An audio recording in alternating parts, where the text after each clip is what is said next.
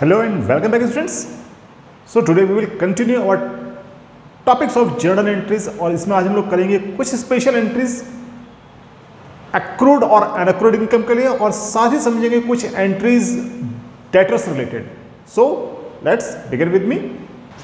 So students, we have first topic accrued income and expenses. Golden rule of accounting में हमने एक topic पढ़ा था टाइप्स ऑफ अकाउंट, जिसमें रियल, नॉमिनल और पर्सनल तीन टाइप के अकाउंट्स थे, जिसमें से थर्ड था पर्सनल अकाउंट. और पर्सनल अकाउंट्स को हमने फर्दर डिवाइड किया था तीन कैटेगरीज में, नेचुरल पर्सन, आर्टिफिशियल पर्सन और रिप्रेजेंटेटिव पर्संस. तो इन्हीं रिप्रेजेंटेटिव पर्सनल अकाउंट्स में डिफाइन किए हुए हैं एक्रूड और अनअक्रूड इनकम और एक्सपेंसेस. तो समझते हैं ये एक्रूड और अनअक्रूड इनकम और एक्सपेंसेस क्या होते हैं और इनका अकाउंटिंग ट्रीटमेंट यानी कि इनको जर्नल में किस तरह से पास किया जाता है. राइट. सो फर्स्ट है outstanding expenses, the expenses which has been incurred but amount is not paid. यानी कि वो सारे के सारे एक्सपेंस जो इनकर्ड हो चुके हैं, यानी कि जिनकी इवेंट हो चुकी है, इट मीन्स जो एक्रू हो चुके हैं. तो वो सारे के सारे एक्सपेंसेस जो इनकर्ड हो चुके हैं बट उनकी पेमेंट अभी नहीं हुई है, ऐसे एक्सपेंसेस को हम लोग बोलते हैं outstanding expense. Right. For example outstanding salary, outstanding rent, outstanding wages etcetera. Clear है? तो इसको समझते हैं एक एग्जांपल से.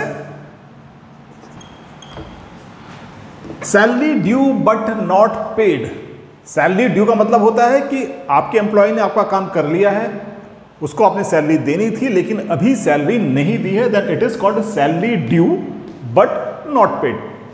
सो इसमें एक अकाउंट ओपन होगा, आउटस्टैंडिंग सैलरी अकाउंट, और दूसरा अकाउंट होगा क्योंकि सैलरी ड्यू हो चुकी है तो second account will be salary account. And it is very clear कि सैलरी हमारे पास है नॉमिनल अकाउंट और नॉमिनल अकाउंट में सैलरी है एक्सपेंस. सो एक्सपेंस हमेशा क्या होते हैं? डेबिट. नाउ क्वेश्चन अराइजेस कि आउटस्टैंडिंग सैलरी किस नेचर की है और उसको अकाउंट में कैसे ट्रीट किया जाता है.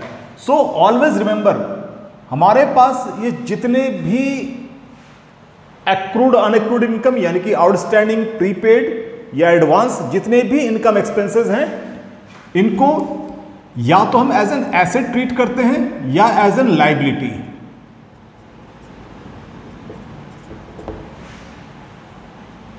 राइट. सो ऑलवेज रिमेंबर, जितने भी आउटस्टैंडिंग एक्सपेंस या प्रीपेड एक्सपेंसेस या एक्रूड अनएक्रूड इनकम्स होती हैं, इनको नॉर्मल एक्सपेंसेस या इनकम की तरह ट्रीट नहीं किया जाता है, बल्कि इनको ट्रीट किया जाता है as an asset, as an liability. For example, अगर हम बात करते हैं आउटस्टैंडिंग एक्सपेंसेस की, यानी कि वो एक्सपेंसेस जो पे करने थे लेकिन अभी पे नहीं किए हैं, तो ऐसे एक्सपेंसेस को हम लोग बोलते हैं लाइबिलिटीज.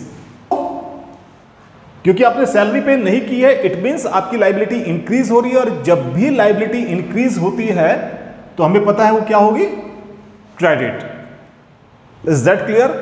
सो ऑलवेज रिमेंबर, आउटस्टैंडिंग सैलरी क्योंकि एक लाइबिलिटी है, so it will be credited. तो entry will be salary account debit to outstanding salary account and amount will be 20,000 debit and 20,000 credit. Got it? So now let us take prepaid expense, the expense for which amount has been paid in advance.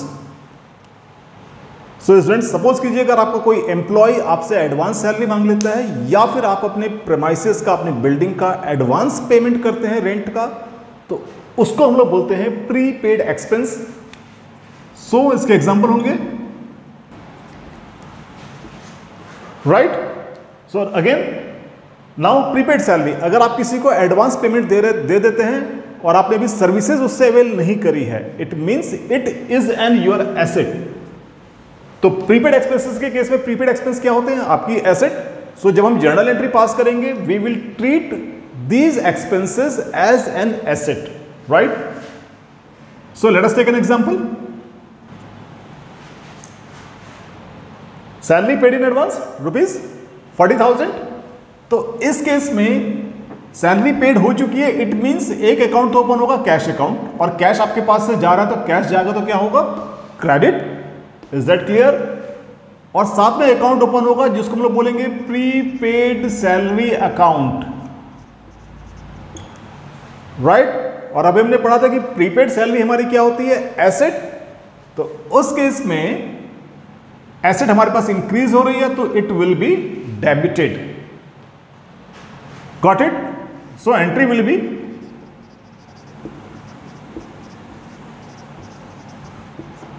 prepaid salary account debit to cash. The amount will be 40,000.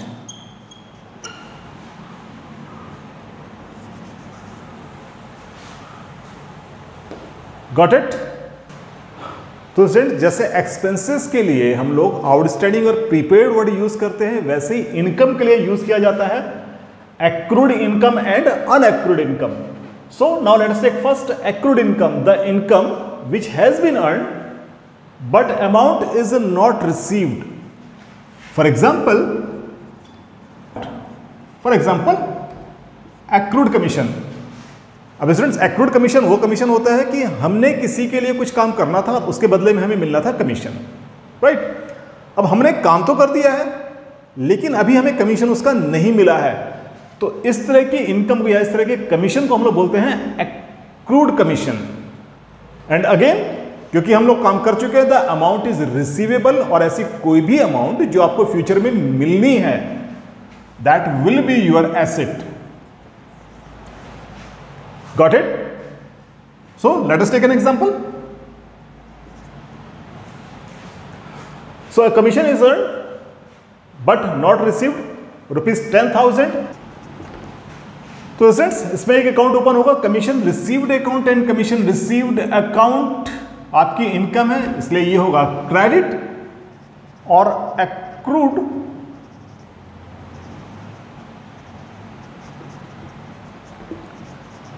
और another account will be open as accrued commission account. Again accrued commission is your asset, और क्योंकि अभी asset increase हो रही है, asset generate हुई है, so it will be debited. So entry will be accrued commission account debit to commission received with 10,000.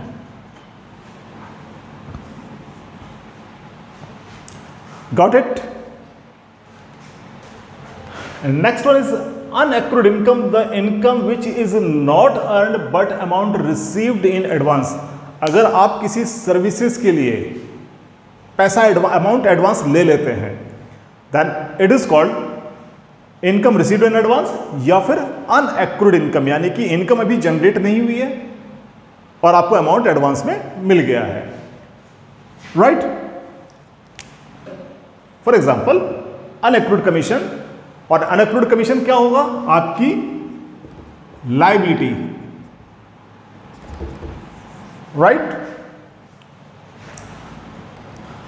Now suppose we have a transaction, a commission received in advance ₹15,000. क्योंकि हमें commission मिल गया है तो एक account open होगा cash account, और क्योंकि cash हमारे पास आ रहा है तो cash will be debit. And second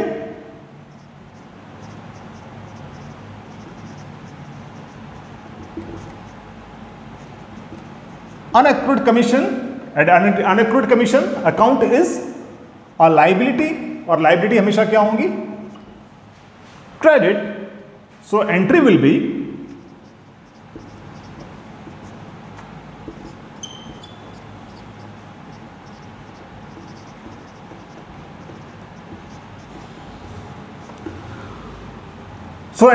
cash account debit to unaccrued commission ₹15,000.